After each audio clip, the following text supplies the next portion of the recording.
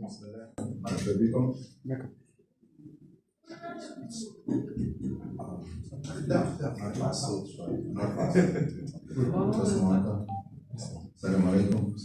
دونك أول حاجة objectif atteint par rapport للماتش هذا. دونك سيتي كوا l'objectif سيتي لي 3 بوان. الحمد لله خديناه ونعرفوا انه احنا وني تروازيام قبل الماتش ا 2 بوان وعندنا 2 ماتش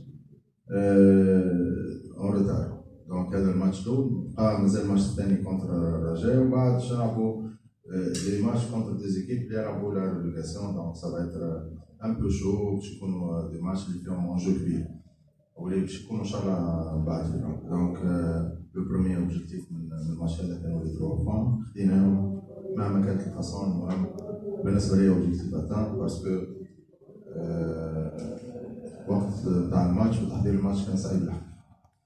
ابري ديسيبسيون نخرج من الكاس و 5 جور افون لا فينال.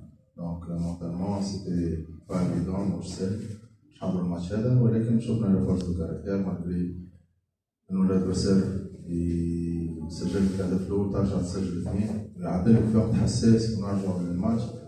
دونك سيتي بيان مالغري لي الماتش ما كانش بصراحه معناها في قيمه اللاعبين اللي عندنا ولا قيمه الفريق اللي عندنا، ولكن نعرف انا عندي لا سونساسيون تاع الجوار نفهم انه بعد ديسيبسيون تاع الدومي فينال وافون لا فينال يكون صعيب شويه تحضير الماتش هذا، ولكن الحمد لله.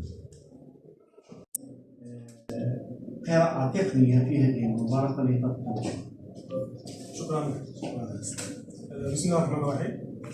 أول حاجة كنهنئ نهضر بركاني على الفوز ديالو، نقول أنه اليوم عندنا واحد المقابلة اللي كومبلي، مقابلة اللي كنشكر على اللاعبين الموجودين قناة. صحيح على أن عندنا استراتيجي باش نلعبوا المقابلة ديال الكان. كما شفتوا عندنا الشوط الأول كنا ندلموا، يعني اللاعبين قدموا مقابلة كبيرة. صحيح على أن من بعد ضربة الجزاء الأولى وضربة الجزاء الثانية يعني اللي ما نقولش بعض الأوراق، ولكن ذهنيا اللاعبين خرجوا شوية من الماتش. صحيح على أن ملي كتكون ناقص باللعاب يعني كتضطر تبدل بزاف ديال الحوايج، وبزاف ديال الحوايج ما كتبقاش ديرهم. انا جاي انسيست على اللعابه باش يبقاو يديروا داكشي اللي اشتغلنا عليه، داكشي اللي تكلمنا عليه يبقاو يديروا. سي فري على انه كانت عندنا صعوبه باش نخرجوا بالكره خصوصا في الشوط الاول، ولكن الحمد لله ونيفو ديال لونغاجمون كانت، ونيفو ديال لا بريستاسيون مونطال الحمد لله كانت.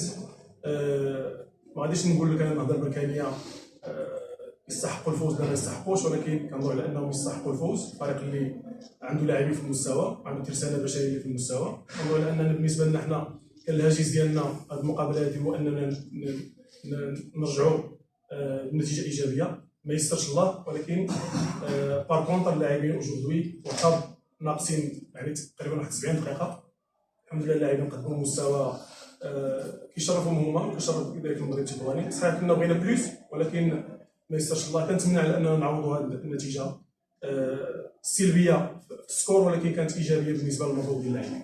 نعم شكرا.